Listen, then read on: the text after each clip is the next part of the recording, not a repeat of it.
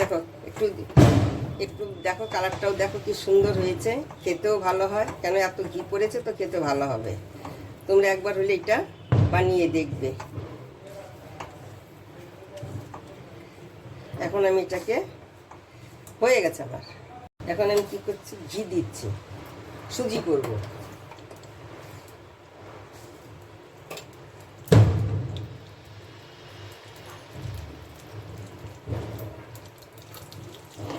কাজু আর আমন্ড বাদামটা আমি একটু ভেজে নিচ্ছি।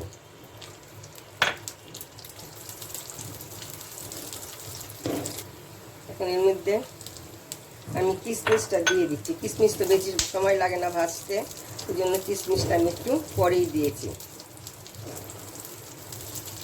এখন আমার হয়ে গেছে, আমি এটাকে নামিয়ে নিচ্ছি।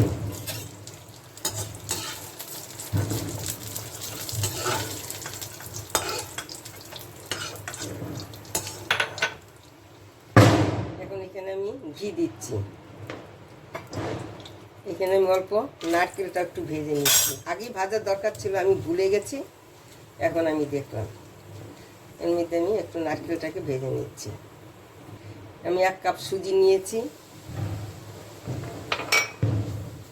নারকেলের মধ্যে সুজিটাকে আমি ভেজে নিচ্ছি। আমি হালকা যে ভাজবো, বেশি আছে ভাজবো না, তাহলে সুজিটা পুড়ে যাবে, ভাজা হবে না, লাল হয়ে যাবে আগে। আমার সুজিটা ভাজা হয়ে গেছে। আমি যে কাপে সুজি নিয়েছিলাম তার 3 ডবল জল দেব। এই যে এইভাবে আমি 3 ডবল জল দেব।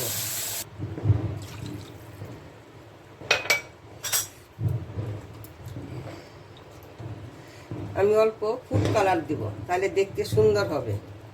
আগে অল্প দিয়ে দেখি কেমন হয়, তারপরে বাকিটা নড়ে দেবো। আর নড়ে দেবো না, আর দেব না। আমি এখানে কিছুটা পাউডার দুধ দিয়ে দিচ্ছি, আমুল স্প্রে দিয়ে দিচ্ছি।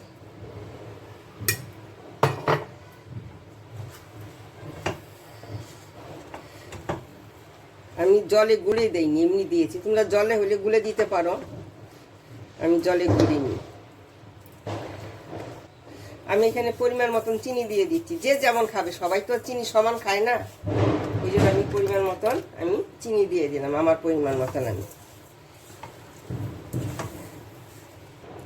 চিনিটা যে পর্যন্ত গলবে না সে পর্যন্ত আমি নাড়তেই থাকবো। চিনি গলার অপেক্ষায় আছি আমি এখন।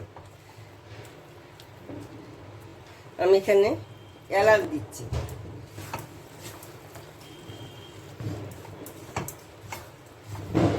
তোমরা ইচ্ছা করে না দুধটা না একটু গুলে দেবে।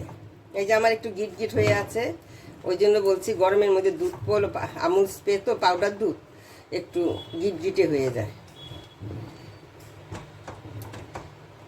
এখন আমি এই যে ড্রাই ফ্রুটগুলো দিয়ে দিচ্ছি।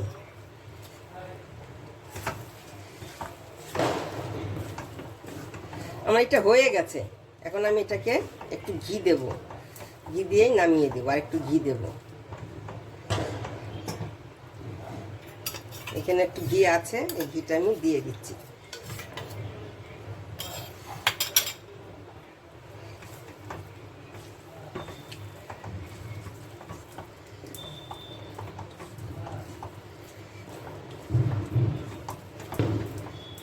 এই তো হয়ে গেছে আমার।